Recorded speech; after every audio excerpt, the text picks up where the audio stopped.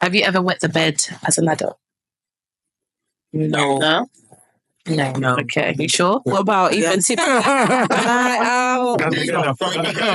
Bespoke Minds podcast, a place where we actively discuss mental health, self-care, and healing, share stories to enhance our insight in an interactive way. Hello and welcome to Bespoke Minds podcast. I'm your host, Cornelia CK, and in today's episode, we're going to have an open discussion about shame. But before we get started, let me introduce you to my lovely guests. Hi, I'm Karl here again. It's a pleasure. Psychology student, wellness in job, and I'm happy to be here again. You've heard enough about me. My dad's around today, so you might be like, "Who's this guy?" But same guy from the other podcast. Hi everyone, my name is I'm Godson. I'm into businesses. I've got history. I'm working in mental health. Hi, I'm Sandra, wellness and mindset mentor for women. I mean, stance is really just helping people with their well-being and just improvising wellness techniques into their daily practices. Hi, I'm Cindy. I currently work in social media, and my main stance is looking at how social media affects your mental health, particularly in the youth this age, and how it's evolved. My name's Simon. Well, I'm a physical health practitioner at Tottenham Hotspur. Big on mental and physical well-being, how it can help you navigate through life. So, yeah, that's why I'm here, and hopefully say something useful. You know? Move on to our next segment, which is Have you ever forgotten to brush your teeth? I'm not going to lie. I mean, I feel like I always. It's going to sound bad, but I feel like I always question myself, like even when I brush my teeth, because there's something I do so rapidly and every day. Sometimes I do think as I'm about to leave the house, like sometimes I probably brush my teeth twice, more often than not. Maybe in the past when I've gone out, the raving and it's come and crash. I don't just forget or just haven't got the energy to be doing anything else, but. I don't even think that counts. I think you're talking about like first thing in the morning. Or like gone out or gone to the meeting or work and you're like, oh God, like my breath. And do it again. Or if you forgot, just do it again. It's better to be safe than sorry. Have you ever wet the bed as an adult? No.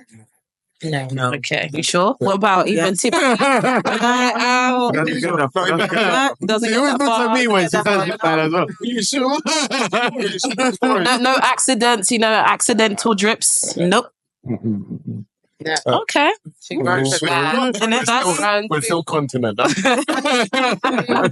for that. That's quite impressive. And have you ever walked into a lamppost? Oh yeah. Oh yeah, 100%. Oh yeah. Yeah, nearly, but no.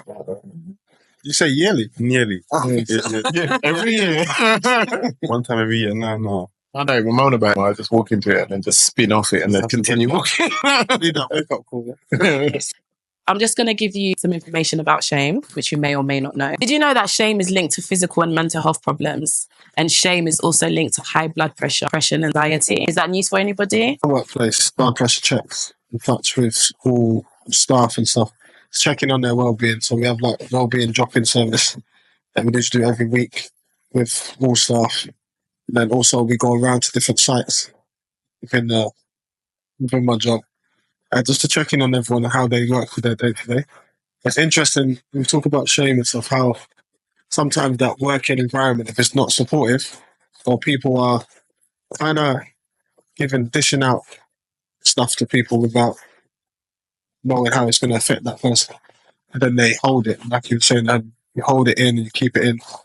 And then we have these one-to-one chats during these well-being we do, and conversations that we do.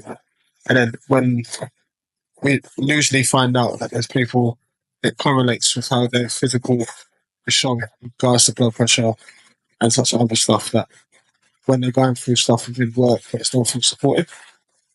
You find that support network within your job and you're there every day. So if you're not around people that are supportive, you can help each other. You can see how sometimes you hold it in, especially if it's managed and they're not being supportive and they're chatting a certain way and you hold it.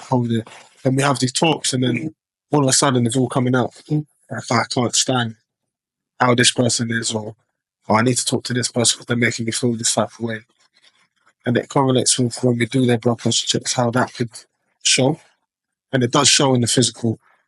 Although you want to keep it in, mentally you're going to feel affected, but physically it will show. Sometimes it shows later than you want it to, need it to. For me, I think it's definitely linked. And in terms of the mental aspect as well, in terms of humiliation, isolation as well, there's so many aspects of it. The physical aspects of shame, like what we heard, increased blood pressure, high blood pressure.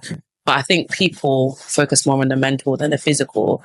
There's that automatic association of the mental health association with shame rather than the physical health association with shame. I just wanted to share something that I've written. Part of my book, Poems, I've written a poem about shame, which I'm going to recite and share with you. It's something that collectively experiences, some of which I've experienced, and also some of the experiences of the people that I support within my practice and day-to-day life as a social worker, a life coach, a sister, an auntie, a friend. So I just wanted to recite that, and then we can just share our thoughts and then dive deeper into the aspects of shame. I do recognize it's a topic and it's a subject that is quite heavy, and it's not the most easiest subject to talk about. So I'm just going to share the poem with you, which is called Shame. I would not be subjected to shame. I will not give in to you. I will keep fighting until I make it and look back and laugh at you. I will keep living in my truth. My truth is not shameful. My battle is unique and distinctive. It's just a matter of time before you dip in the same pool. I will embrace the unwelcoming change and adjust to my new requests. I am confident that the change would lead to my absolute best. I have too much to lose by admitting to you. May I remind you that I am not scared of you. Your hopelessness, isolation, and stigma will not keep me enslaved. I am not a prisoner of your persecution. I have the tools to change the game. You have silenced too many. We have given you too much power. I plan to compress you within the next hour. Your gains have been suppressed and you have been completely crushed. I will not give you any mercy because we have had enough. I can now embrace freedom because I am free from abuse. Neither do I have any silent battles in my head because I'm severely and securely independent. Yeah. Yes. And I'm sure that is something that's universal and it's something that's shared a lot. And part of Bespoke Minds platform is to open a space to create these healthy conversations and to have a safe outlet for people to express themselves and not to feel isolated, to break the silence. If you have any reflections about the poem, or if you want to just dive straight into your own experiences of shame, or what shame looks like and how you've been able to maneuver around shame. Shame that you might feel is what you perceive someone else is thinking about you. But sometimes it's taking that person away from other people's thoughts or what you think they're thinking, and concentrate more on yourself. Because everyone, take things, everyone's in this room now, you could be thinking that that person's thinking of that kind of stuff. You're concerning yourself with stuff you can't. It's out of your control. What someone else is thinking is on them. So how you can try and step away from what you're thinking other people are thinking can help you your steps forward, because you're concentrating on you and how the stuff that you can affect more than the stuff that is away from your control. That's one thing I've think from that is exactly what you just said. Like certain things when I was young, think about what someone thinks about you, it will be more affected, it will affect you more. But once like I've grown up, so what someone thinks about me that's really to me as much as when I was younger. Because I feel like when you grow up with that age and that as well, you become more not really concerned with what someone thinks. Like, yeah, we're all humans as well, innit? So you can't really go so much into what someone is thinking about you because you don't really know what you're thinking. If you're thinking that someone's thinking a certain way about you, but they could also be thinking the same thing as you. So while you're worrying what they're talking about or thinking about you, they're looking back at you. Perspective. You don't know what you're internally going through or struggling with, so taking on people's opinion assessing like, okay, what's the pros and cons of the situation that I'm in? I'm not aware of what's going on the inside, which is obviously, like I said, internally, what you're thinking, what you're observing, like what you're processing compared to what other people, like what are the feedbacks that I'm hearing. People are not thinking about you in the way that you think people are thinking, but also be aware of your own thoughts as well, that you're not projecting that out there and then thinking that's what's I coming. think shame is something that could be avoided. Really? I don't think I definitely don't think you can avoid it at all. Yeah. Yeah. I think it's embedded in Mhm. like our everyday culture, daily. How you're brought up as well, how influenced you have yourself. I'll go back to what you said about a workplace. It's like someone can crack a little joke on someone at work, and it's just a joke. At that moment, he's gone off with his life, but then it's like you, the whole day is playing on your mind. Someone can then go home and take on whatever to get, and it was just that moment. But that shit, that being shamed at that moment and carry on, and it can affect that person a bit mental. Yeah, so it's how strong, how strong mentally you are with certain things. And definitely culturally as well, because even like outside of like society you live in could be the background you come from. Like for instance, Caribbean, grew up in a Jamaican household, so part of the positives of being a Jamaican, and sorry for my Jamaicans out there, is we don't hold too much shame. We're very free spirited, do what we want, say what we want kind of people. It's good though. Yeah. You let go of a lot of So certain things but then it's good for me, but then I realized when I was younger, now that I've obviously become a bit more worldly and I've matured, but when I was younger, I was very careless in the way that I communicate with people, because that was just my culture. You say whatever you want to say, and then you can just be as blunt as you want. I think that's an African and Caribbean culture. We don't hold things like we're literally, we'll say it right there and then what it is, what we're feeling, and then bygone is bygone. Yeah. Whereas if you come to a different society, like I said, because we're in this a British society, the culture is a bit more like, so Yeah, we take a lot more accountability for other people, the way that we endure. Yeah. I could come from mixed background, so Caribbean side, Jamaican side, British, up north side. Yeah, I was faced with two different ways. I suppose that kind of kicked me who I am today. And when you're younger, you get a little bit like, so what is the right way to go? Where my dad will be very outish, like saying what he wanted to say and go about his business. Care later. And then my mum will be more, she'd think before she would say something. I feel like even with that, it's like she'd be more open. She obviously express yourself, but I mean she should think about the other person as well. But some of us, how we brought up, so you can't even express yourself fully because of what someone might think, which is it's not good, because you have to express yourself. You can't always hold things or always try and things the same way just because of how you get. Because like if you say your mom, maybe she might want to express herself in a certain ways. You can't, because it's I'm gonna be looked at like that. Your dad says it and he's gone. It speaks to way that his mum and his dad might have been raised.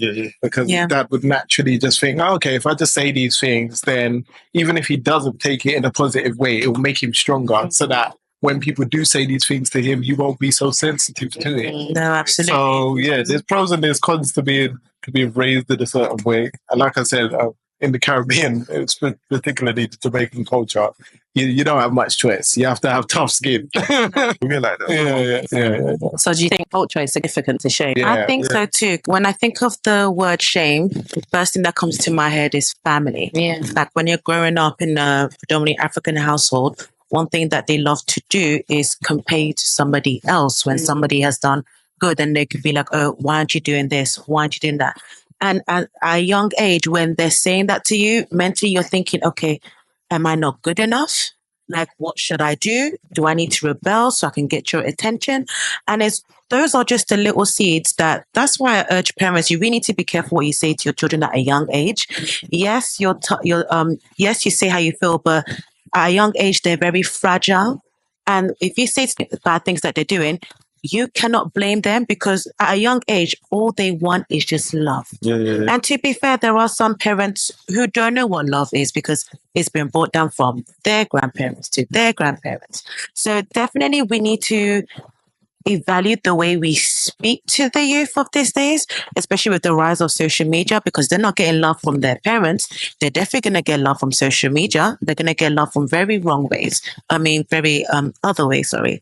And that's why when it comes to mental health, we need to stop, it's the African in me again, we need to stop always blaming the devil.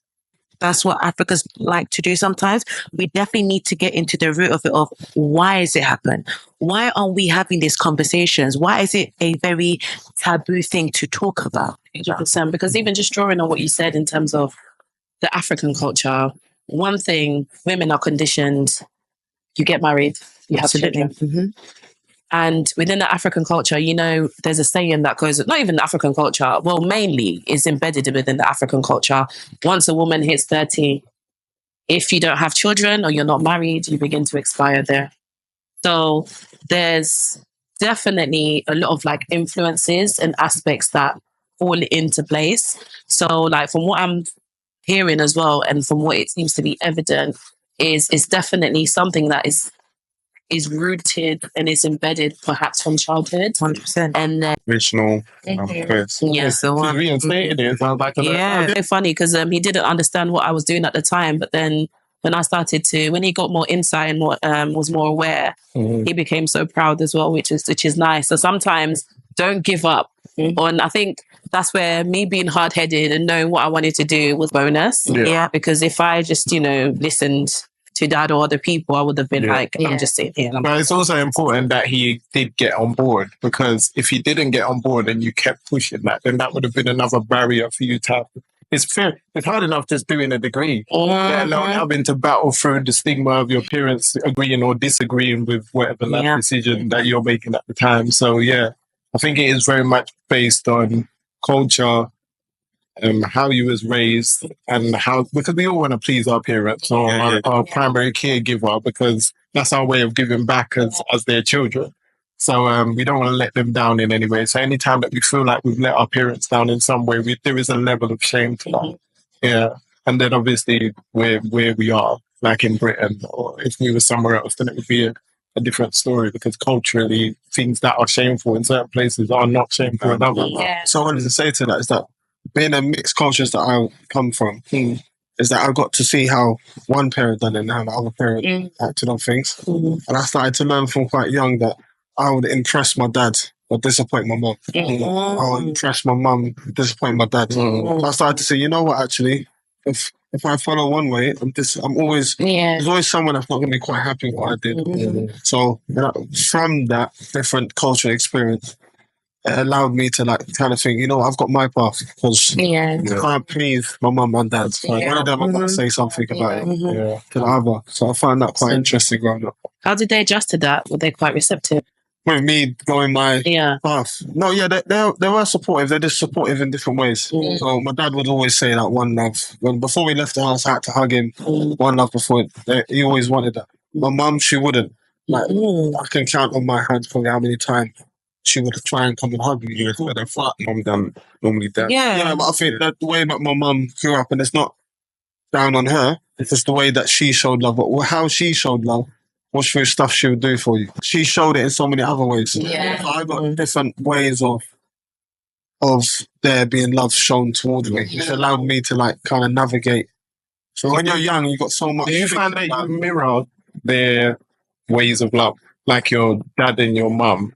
Which type of person are you more like? I think I am. I do what my mum and does. Same thing as growing up. I blend. I do it, whether it works for that in that situation or not. Like I might not read that. Say my wife might not want to hug, but I want to hug. I know, but she might just want love in that. She wants me to just be there, present, and that be the form of love she wants. So because I got that mixture, it's like I'm testing one way, and that's not quite working. So you've got a mission. Let me try another one. Well, that's good. You got more tools to it. Like, I asked that because one of the gripes from my missus, that I express my love, my act of service, is not necessarily what she needs. She knows that that's how I'm expressing myself, and she knows that she likes it. It's lovely, but a lot of the time, she probably needs more of your dad's style of love, where she needs that kind of touch and bondage and, you know, reassurance, which I openly am not the greatest at. I'm learning. I'm not the greatest at. I'm more like, if you're vexed at me, I'm not going to have the conversation with you because that's awkward to me. I'll make you a meal. I'll make some food and sit by you quietly. Yeah, love But language. you know what I think as well, though, because I think sometimes people get caught up with shame and think because the shame, I don't know any other way, but it's like what Karl said, like there's some things that will come from your upbringing, and then you get to a certain point in your life and you've got to be like, this is not serving you anymore. I don't need to do this anymore. I have to unlearn this to read. But some people are stubborn. They don't want to learn. They're just like, I'm doing it this way. Again, I'll hold my hands up. Torian. So that's the way it goes sometimes. But I'm trying. It just stems and grows and blossoms. Would you agree? Yeah. I think, like you guys mentioned earlier, like I said, from when you're young, if you're constantly being like spoken to in a particular type of way, and as a child, obviously you'll be processing it. Our voices for children, it becomes their self. So if they're hearing that regularly, like, oh, do this, you're not doing that, you're not doing this, you're not doing that, then like you said, when you do have those moments where you're quiet by yourself, you can hear your thoughts. I'm not good enough. I'm not great. No, the time you're trying to reach an expectation maybe that your parents gave to you. Because I know I understand in a lot of like African cultures as well, because I had a lot of African friends growing up, that like me going to, let's say, university wasn't that big of a deal with my family. It didn't feel to me anyway. It's a big I know it's a very, very big deal. Like, my mum was kind of like, oh, you got uni? Okay. If that's what you want, you could be going out making me some money, but you know, you can go uni if you like. But Not so much pressure. But then the other side of that is like, for instance, now, like when you do something that should require some kind of not gratitude but applause, or you do something really well, a lot of the time I find I underplay things. And I'm very aware of that now as an adult. Like usually before I wasn't really thinking about it, but I realized that once I achieve something, I really make a big deal of it. Like I just do it and then I move on, because it's almost shameful for me to make a big deal out of it. Because people will think that, from my perception, I feel like people will feel like I am boasting, or trying to prove something, or trying to say I've done this and you haven't done that. Yeah. It goes back to what Simon was saying about thinking about other people's opinions. So it's a circle. It's a circle. Definitely. Just to add to what you said, it's quite interesting as well because I'm Congolese. I come from an African background. And when I went to uni, I had a different experience. So when I was going to uni, I was actually fighting with my dad because I'm like, I'm going to uni. And he's like, oh, you're going to uni? What are you doing in uni? But eventually, you know, graduation came and everything, you know, I'm a successful social worker and whatnot. He's now made it mandatory for the rest of my siblings to go to uni. And he's proud. He's like, you can do what you want, but as long as you get me my degree, that's it. You know, he's even like, you know, come from home, I'll pay the bills, it's okay. You can stay from home, but my degree, you know. So, so I just wanted to put that out there. So it just varies. Whereas my mum, on the other hand, because I was the first within my nuclear family, the first one to go to university. And I think that was quite significant. What I find sometimes is that, especially with parents as well, where they've grown up, they're from a different generation. They don't say, they've come from a culture and a different generation where they can't say, I love you. But you would see with their grandchildren, they will show it. So all their past mistakes that they've made, I think even they exercise the love for each other. I think even with us, we do learn, and I definitely learned stuff from my parents that I try not to do. I feel like I can do better. And if they went through that, I can learn. So obviously then I can implement on my kids, and my kids can do better. I might not get everything right. I feel like because I'm doing certain things for them or showing them certain things, they can do better with their kids. Because our parents' generation, they're all messed up. Yeah. But if you have to actually think about it though, because they're like coming from, I think, because when I'm thinking of it, it's my grandma, my mum, then it's me. So it's like I'm third generation from what my grandma who's in like 70s. So that must have been at a time where a lot of the African countries, Caribbean countries, were gaining their independence. So it's like you're coming out of a survival mode, like, not to disregard like the mess that they've come from, and obviously bringing that over. I think it's just bringing that awareness. So came from, this is a place that they've come from. Nobody has sat them down, and I don't think nobody has actually sat down and spoken about what they experienced, what they remember, and how could we move forward? How do we do better? Because a lot of the stuff is just under the carpet. So we're doing things that have been passed on, if you think about it, because whoever raised your grandparents raised your parents, and your parents knew, and so forth. But there hasn't been a, hold on a minute, let's check what we're doing. There's that stubbornness to take accountability that is very much so in that generation. But I think the way they saw it is because a lot of them, they come from a different culture. They would have just got here. So the way they're seeing it is they're coming from somewhere, like you said, where it's kind of been like a fight or flight kind of raising. And now they're here. They now have this big expectation behind them that they've reached the place where they can thrive and make money, and the responsibility of maybe even sending some of that money home and doing all of that. So while raising us in a completely different society and culture, and we're taking bits and pieces from that culture and then trying to educate our own parents on things that we're growing up in, and them not understanding that because they're not seeing it from the same perspective, it does kind of, it clashes a lot of time. And British culture and African and Caribbean cultures, the things that induce shame are quite clashing. Like even little things like in the Caribbean, we love to sing and dance, and sing and dance. But you find British people are very much like, what's all that racket? Yeah, I'm like, especially with culture, like my dad looking at my dad, they never had a time to take a break, and then reflect on himself, like, what am I doing? Because he used to talk about survival mode. Like my dad coming from Jamaica when he's 14 on the boat, and when they come here, it was straight, okay, what trade are you doing? What stuff are you doing to get money? Can't just come and sit here. Straight away, they're like, gotta be here. They don't get to reflect or think about Even enjoy what they're saying. They're saying to others and how that might affect other people, because they're too busy doing something to achieve something. and just going back, they probably, again, didn't have time to celebrate their wins. It's like, once I've done this, it's the next thing that You have to remember as well, them coming here is a win. As well, you know. But also, I think because with my dad, he came here in the early mid 80s. So for him, he was like, he came here with only £20. Cool.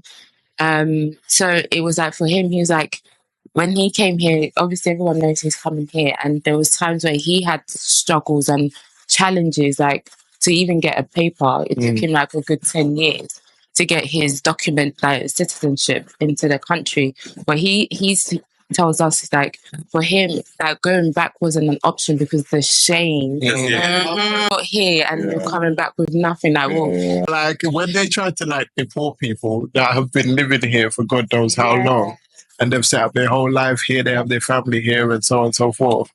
The level of shame that it feels to have your whole life ripped away, and then now you're suddenly in a place that you haven't been in for ages. In Jamaica, it's really bad. There's a lot of like people that have been deported back there, and they've got no roots there anymore. Really.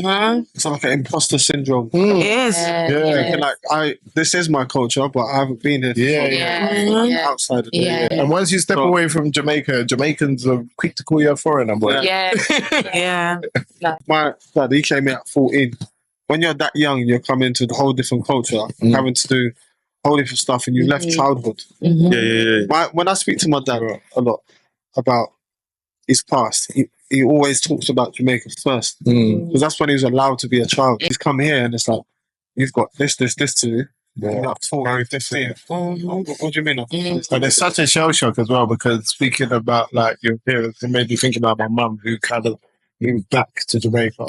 So again, I think the version of the island she grew up on no longer exists, because cultures move forward, things change. So I think she was very much expecting when she moved back there to feel like she was just back home where she was meant to be, and then quickly realized, like, wow, like I'm an alien in my own environment again. And there's certain things that she probably wouldn't admit it, but there's certain things that I'm sure she can resonate with more in British culture now than she can, That can bring about the shame. Like, Yeah. thinking about Yeah. where you feel like in between. And then when you speak to other people and then they regard you as a foreigner because you haven't lived there for long enough and they're teaching you about things that you would have missed along the way and so on and so forth. And if you had made a big deal of yourself while you was abroad and now you're back, they've got their interpretation of what you should have done or how things are over there. So if you haven't How achieved come that, you're back here? yeah, and how come you're not living in a big mansion? Yeah, what are your children doing? It even goes on to that. Like,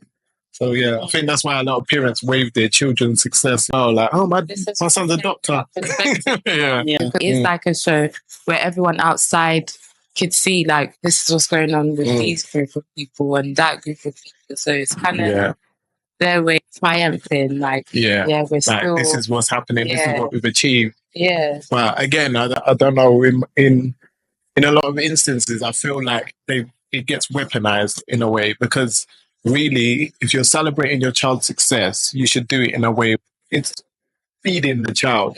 So you're saying, "Oh yeah, I'm so proud of you for doing this." It shouldn't then take for a random auntie or uncle to come over that you know is a bit judgy for you to then go, "I'm so proud of my child. Look what they've done," kind of thing. But you've never actually expressed those words to the actual. Directly to Yeah, it's funny he says that because a lot of parents like to live their dreams through their children, which is a very dangerous thing to do. Yeah, and then if you then don't succeed in their dream, then it's shame for them and it's shame for you because of absolutely. the expectation. And family shame and honor is a big thing. It's very big. a lot of cultures. A lot of cultures. That's where you're supposed to feel like home. Yeah. I know. Yeah. Did you? And I found it so interesting, Cindy, when in the beginning, when you said you think of shame, you think of family. Because the impact of family sometimes is detrimental. No, so I think reason why I said that is because I'm coming from the perspective of the oldest. So when you're the oldest, there's automatically pressure on you, regardless of everything that you have to do. You need to make sure you know the language well, and even if you don't know the language properly, you'll still get stigmatized for that. And even when, let's say, you go to France and you speak in the home language, they will automatically know, "Oh, you're from London.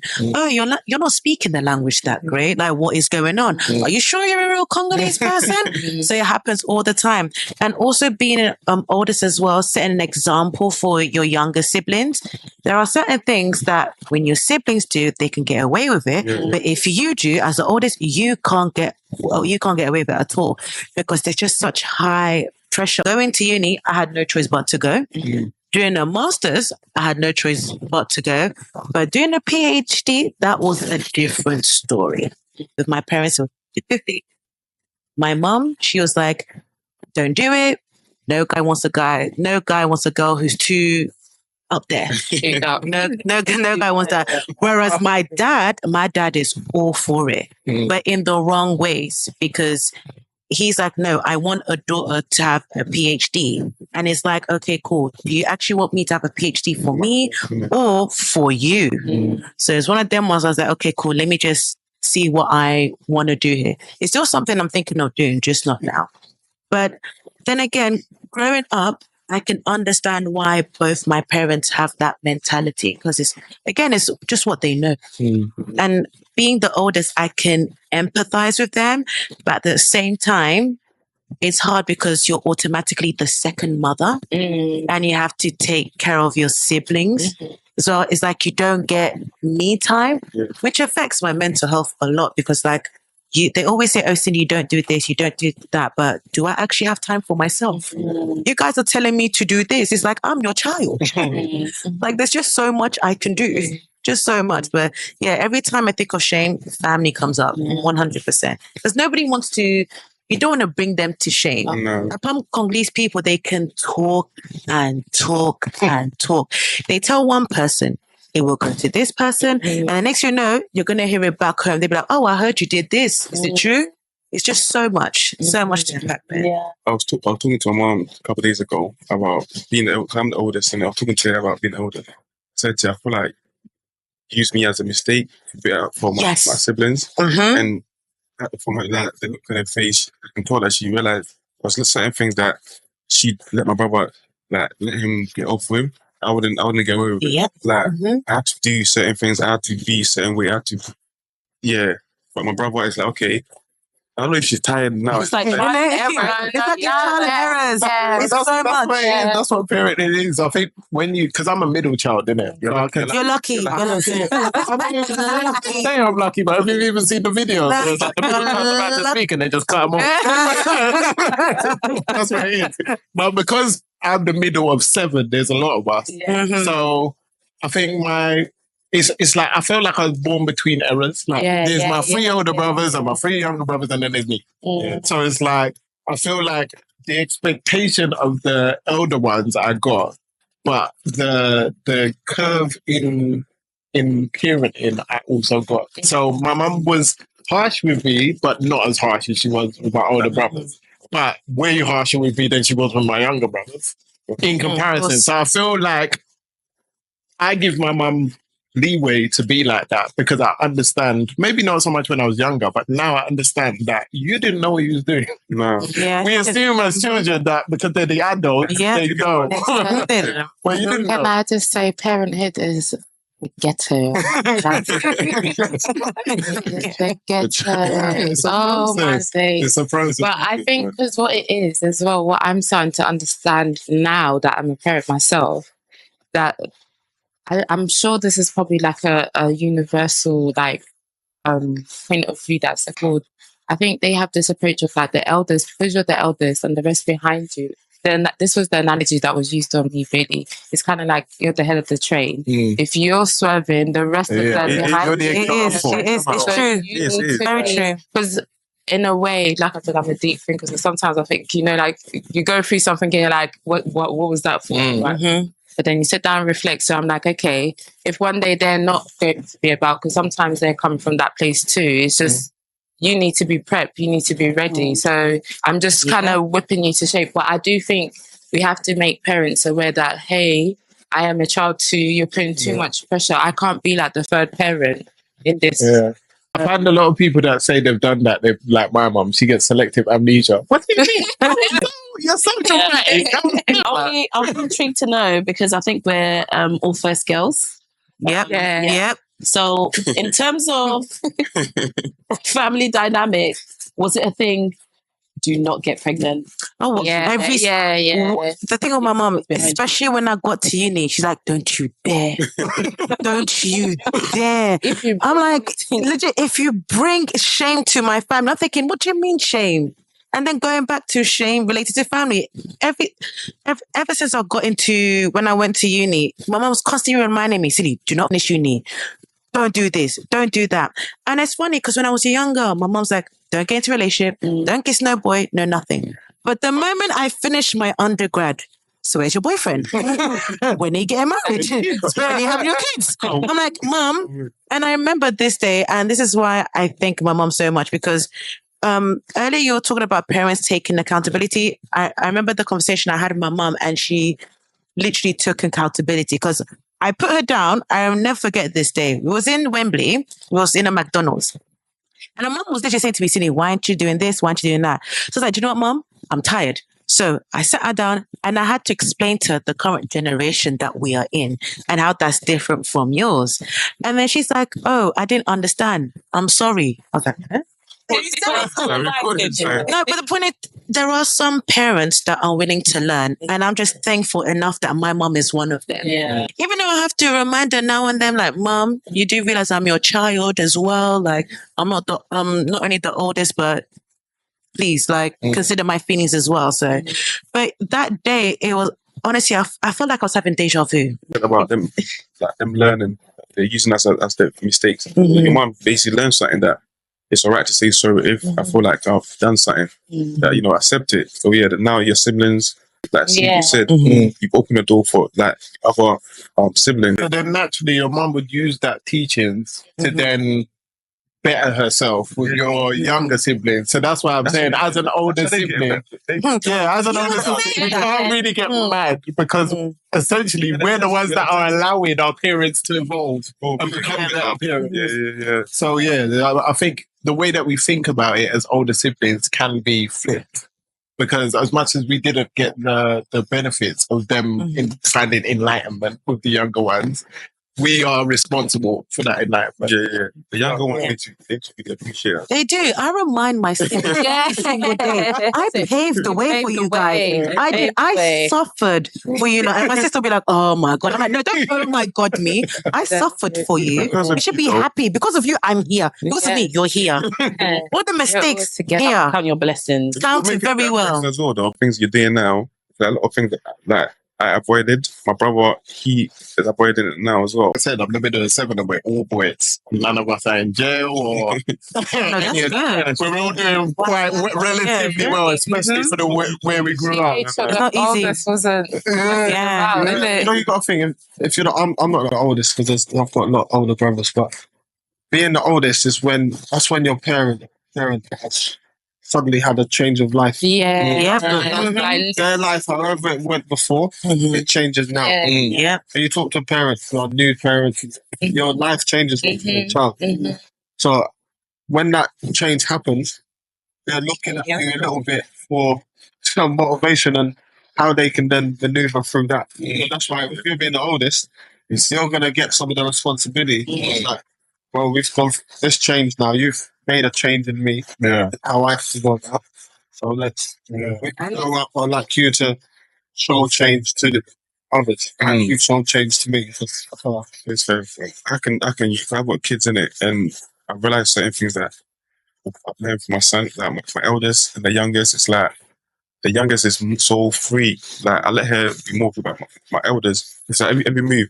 Oh, I'm like that. Yeah, like following him all around, making sure that he's not harming himself or getting hurt. But my youngest is like, hey, I'm gonna watch you, but I've learned from him. So saying if you're going that way, obviously I want to step in. But the elders, I think like a whole. When you're a first-time parent, learning that's a really big responsibility. And anything that happens to that child is like, how do you live with yourself? So I think that's why you're on guard and you're sharp with the firstborn than you are with the secondborn. But then I guess obviously it's just learning, like you said, you made a really good point in terms of like that happens overnight. Like the baby was in your stomach and then the next day the baby's here, you gone. You can't.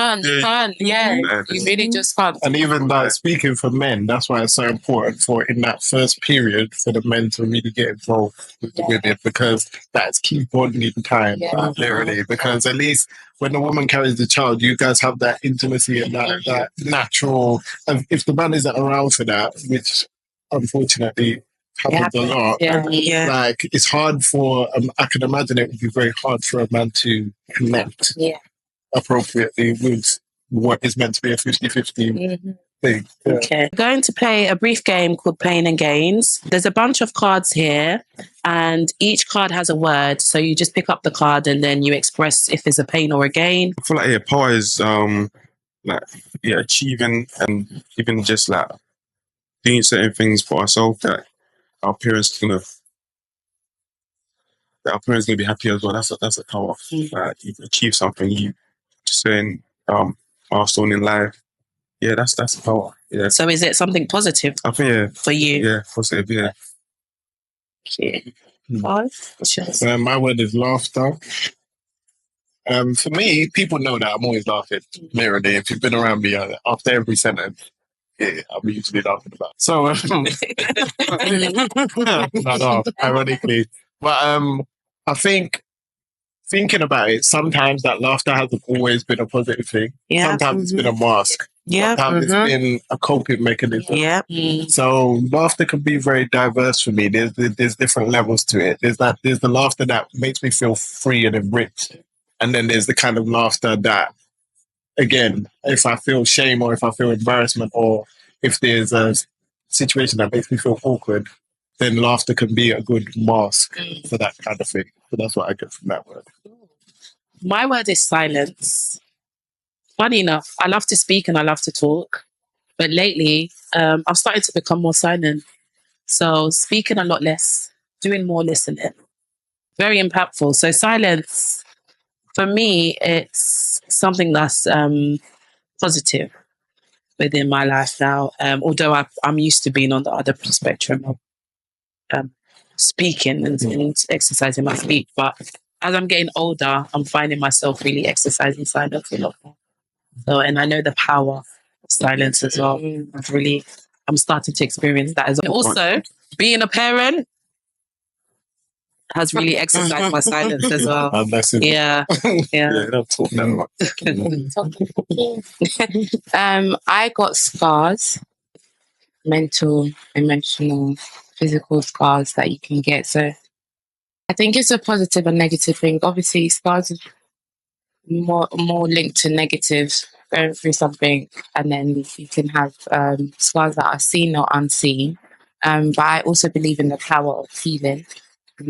That's something that's silent because only you know what's going on within yourself, especially if it's a mental or emotional scar.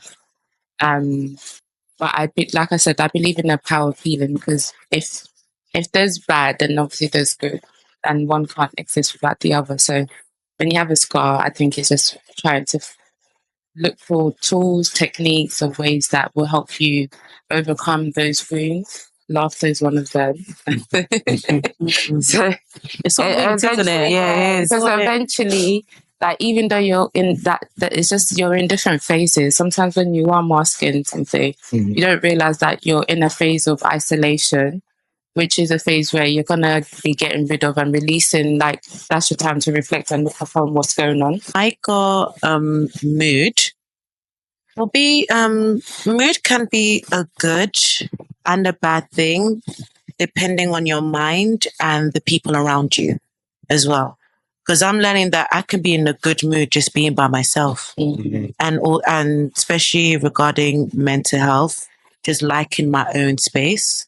But also, you can be in a good mood while you're around your friends, but once they say something negative, then it instantly becomes a bad mood. And then when you go back home, you're constantly thinking about what that person has said, and it's not negatively impacted you, and you've taken it with you within the next 1-2 weeks or even up to a month.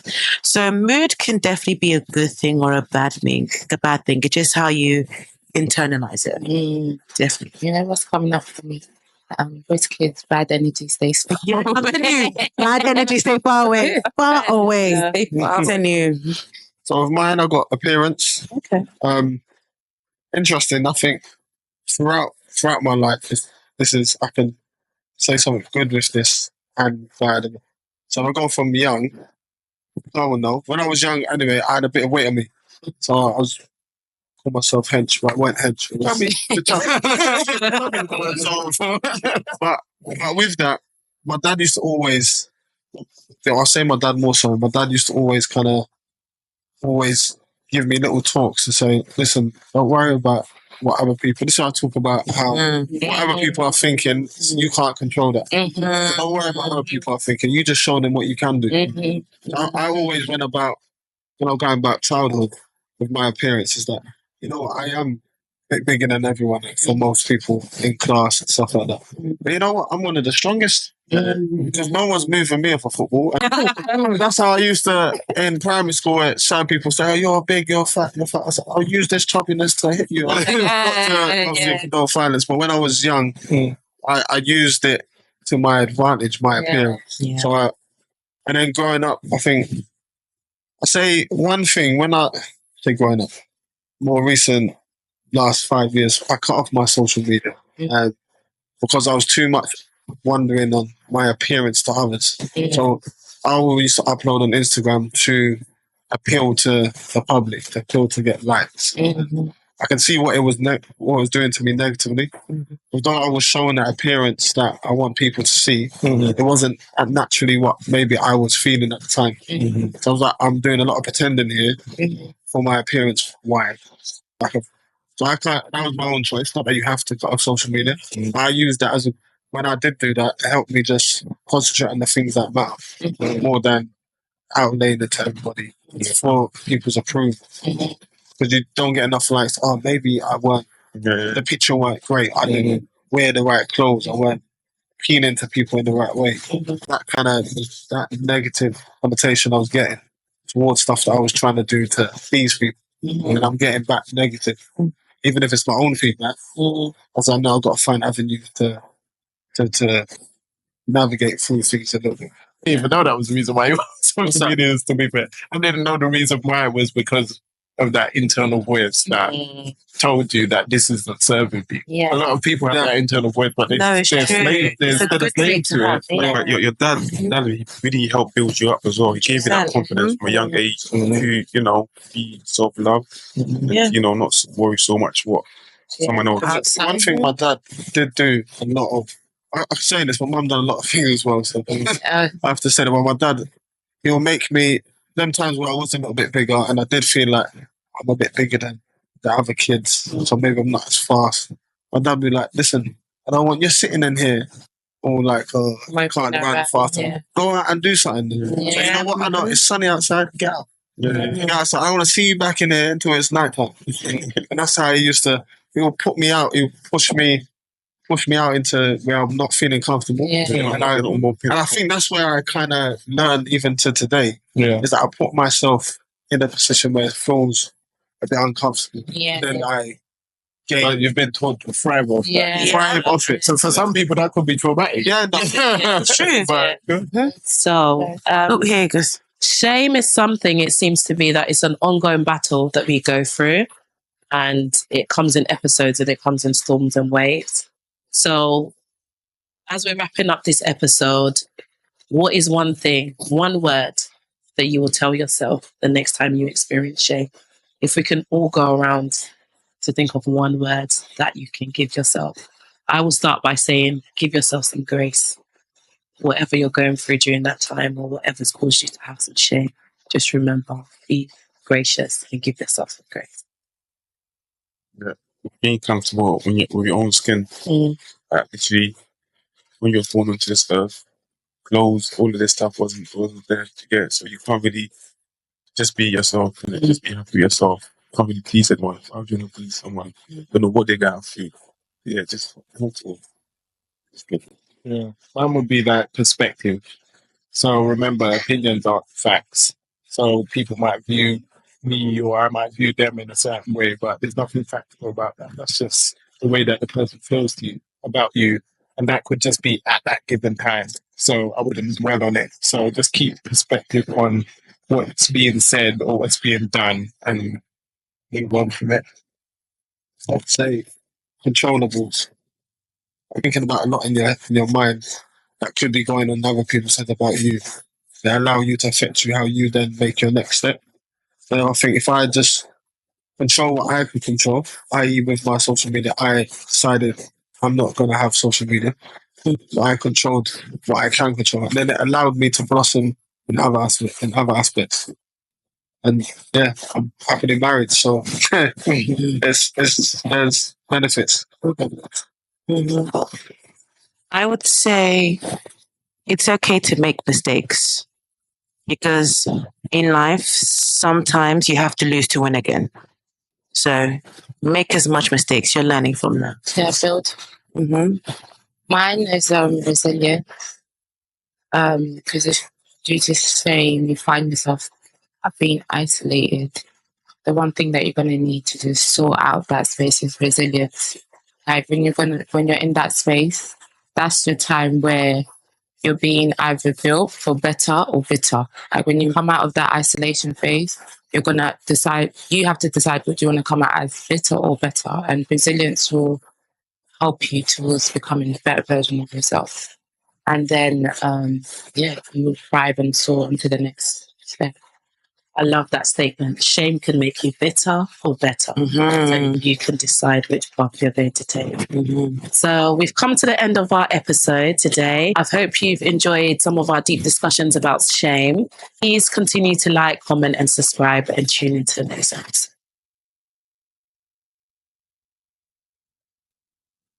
On pleasure or pain? Pleasure.